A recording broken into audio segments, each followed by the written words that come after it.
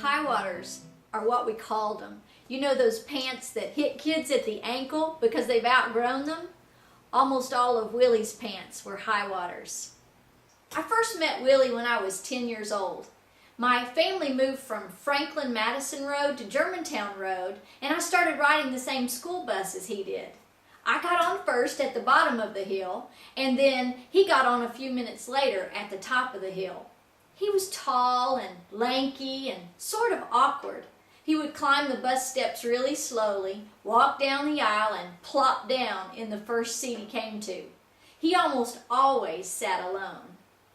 One day as Willie walked past me, I invited him to sit with me. He smiled and sat down. We began to talk, and we talked, and we talked, and we talked. The next day, Willie sat with me again. We talked, and we laughed, and we talked. Every day after that, Willie and I sat together on the school bus.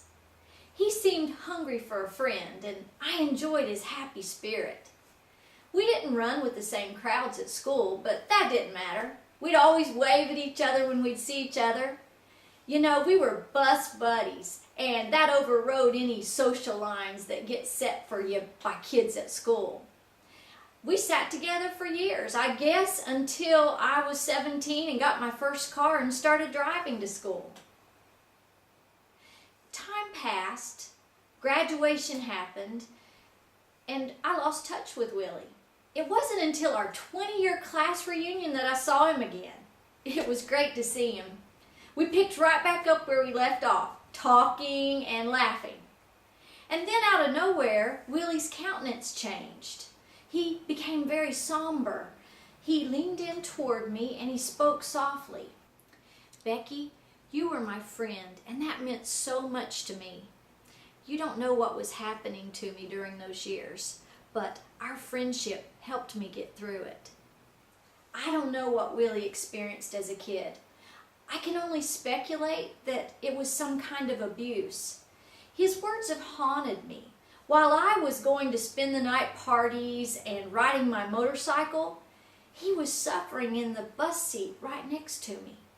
I had no idea.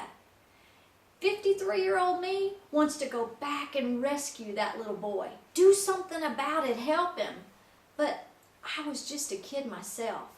I didn't have the tools to recognize the pain that he was in. I learned a great lesson from my friend Willie. We never know what the person right next to us is going through. Any act of kindness, even a small one, might be the hope they need to survive one more day. In the Bible, in 1 John 3:18, it says, "Let us stop just saying we love people. Let us really love them and show it by our actions." I think a lot of us want to show people that we love them with our actions, but we don't know how to get started. Well, here's an easy suggestion. Go through your day with your eyes wide open. I'm not necessarily talking about your physical eyes. I'm talking about the eyes of your heart. Pay attention to the people around you. Actually, make a commitment to look for somebody that has a need.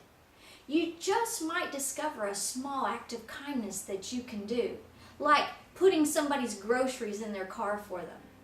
You might just discover a bigger kindness. Let us stop just saying we love people. Let us really love them and show it by our actions.